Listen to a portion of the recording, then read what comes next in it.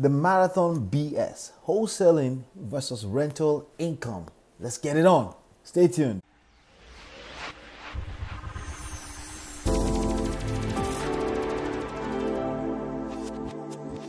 Hey, what's going on, my friend? What's going on? My name is Ola, coming to you live from my Empire Pro Studios here in Central New Jersey.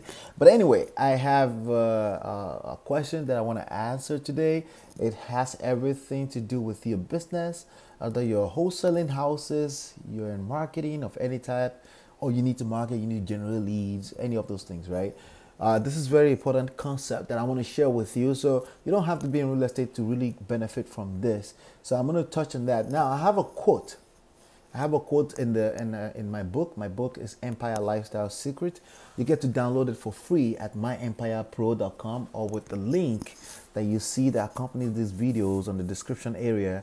You want to click on that link and go download the book, because the fundamentals that you need to run your business successfully from start to finish, and finish over and over and consistent, making money 5 to 6, 7 figure every month. It's all in the book, and you need to download that book and get it for free while it lasts. Get your free copy right now. So with that being said, there's a quote that I pulled out of the book to answer this question today. The first thing I want to do is I want to read the quote. Okay, so let's get on to it. I know what you're thinking again, Ola, but this is not sprint. This is marathon. Let me explain to you. If your goal is not to create momentum and speed in the name of just long-term play, you have no business being an entrepreneur in any capacity. When you don't set goals and expect expectations with respect to productivity, you will end up running a charity business from the discomfort of your own home. I heard that from Jeffrey Combs a long time ago. It's the worst case scenario. You're running a charity business from the discomfort of your home. Not cool. It's not a good. That's not being productive. That's not good. So, in continue of the quote, do not deceive yourself with that long-term residual stuff. It's completely out of context when it comes to being an entrepreneur. Fast start, bonus earnings, and engaging in challenges create momentum, and a business with no momentum is a dead business. We're talking momentum again, okay? And we're talking about creating speed, because success loves speed, right?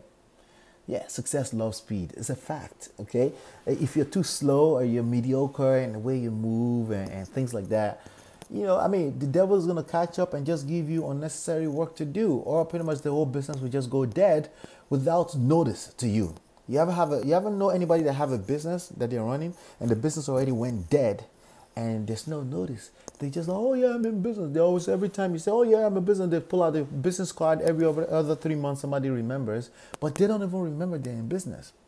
They're in what some people call something witness, witness protection. Okay, you're in witness protection about your business. Nobody knows what you're up to, which is again why you should do business launching, because that's the idea of that, is let everybody know. There's no secret. I'm in this type of business. Let me know if you have a referral for me. I'm looking for people to buy that want to sell their house. I can give them an offer right away. I'm looking for people that want to start a new business opportunity. I'm looking for people that want to buy juice. I'm looking for people that want to lose weight. Whatever that business is you're building, it should not be a secret for the people in your circle of influence. And momentum is everything, okay? Momentum. So again, this is a competition between initial momentum and long-term play. Some people say, oh yeah, I'm just going to take it easy. I'm playing this long-term. We could do that in the stock market and the investment world, and I advise that in the investment world when it comes to the whole Bitcoin saga right now. But when it comes to building a business, there's no room for mediocrity, okay? There's no room for mediocrity. There's no room to be slow. You got to be fast. You got to be excited. You got to be moving. You got to create excitement around what you do in your own way. If not, you're not going to have long-term success, because when you create excitement, that's contagious, okay? So with that being said, the question that came in, and I want to answer that question. It says, hey Ola, my original attempt at the real estate investing business is wholesaling houses. I think it's one of the best things to do, you know. However, in recent times, I've been hearing a lot more about buying and holding rental properties. You see, it's starting to make sense to me, but I wanted to know if you could shed some light on it, because I know you also got started wholesaling houses. Should I wholesale houses or just focus on rental income? So those two things are essentially investing strategies in real estate. Okay, that's all they are, and they're completely two different lanes, and they serve different purposes. Okay, wholesaling houses is essentially the act of putting a house under contract and turning around and selling that contract for a fee. Okay, you put a house under contract for $100,000. The house is actually worth 150, right? But you put it under contract for $100,000. You turn around to your network or to your subscribers of investors and you say, hey, I got this house for $100,000. My fee is $10,000. It's worth $150,000. Who has $10,000 plus their closing fee? Somebody say yes. And you say, okay, great. They spend $100,000. That goes to the seller.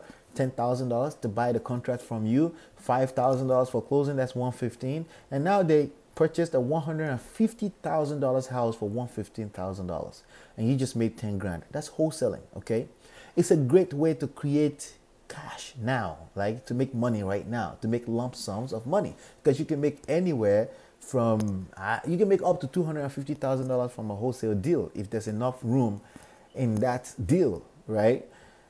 And you didn't do anything. All you did was put a house under contract and you sold the contract. It's as simple as that. Okay. Now with rental property, it's a different ball game. You're buying, you're holding, and you have to manage the property, or you have to pay someone to manage the property, and you're dependent on cash flow income, monthly cash flow income from the property to continue to feed you, and you're sitting on an asset, okay, that can become part of your net worth over time, hopefully, right? But there's no quick cash lump sum money from that. They're two different lanes, and they serve two different purposes. So the rental income thing is more of a long-term gameplay. The wholesaling deals is pretty much a short-term ways of creating really good cash. You can make 30 grand, and that will save you a lot of heartache right there, So with that being said, how does this fit into the conversation of today? Wholesaling versus rental, the marathon BS. So you say, oh, marathon, I'm just going to play long term. I don't worry about wholesale. No, you need to be playing both. Okay. First of all, different houses and different deals will fit into different criteria. There's some houses that will come on your table in which you should welcome every single deal and calls that comes in, right? And some of them are not going to fit into your criteria of rental income. They fit into flipping the house for a quick profit. And you're going to be like, no, I don't want the house. No, why would you say that? Right? You want the house and you want to flip the house. You want to wholesale the house for a quick profit. And sometimes you look at a house that's too much equity and you're like, I want to sit on this. I want to sit on this long term. This is $200,000 worth of equity. I'm getting rental income of about $3,000 every month from this. Yeah, you want to sit on that because that's good cash flow, because cash flow is king. Cash is not king, in my opinion. Cash flow is king. Cash becomes valueless over time. Cash flow is new every flow, right? So, sorry if I think I'm getting excited here, but you get the point. So sometimes people come to me and they give me their excuse like, but Ola, this is a marathon. It's not a sprint. It's both. Okay, this is not a real. It's both in entrepreneurship. You wear multiple hats. It depends on the deal. Okay, it depends on the deal. If you are a runner, if you're in the game, you need to be able to do both. Okay, and you need to be able to do both decently good enough. Of course, you want to focus where your strength is, right? But you want to be able to do both. So you're not gonna see a sprinter says, "Oh no, I just run sprints. I don't do marathon." They're gonna be like, "No, I could do that too." It may not be their best arena, but they can say, no, I can do that too. Or somebody who runs marathon say, I want to do sprint. No, I can do that too. They may not be able to beat 1 mile in 4 minutes, right? But they can do that too, than an average person, okay?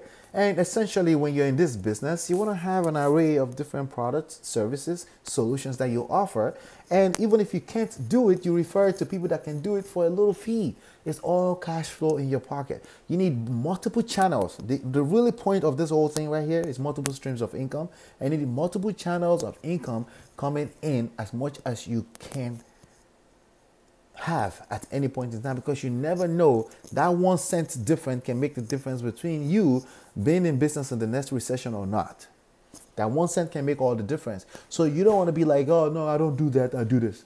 don't, especially in this, it's still the same real estate, right? That's why I recommend for wholesalers to get a license. Somebody wants a brokerage kind of deal, they want a house from a regular market, you should be able to serve them. And if you can't, you should be able to pass it to somebody who can for a referral fee. A referral fee of $500, $300 here and there is dinner money. It adds up.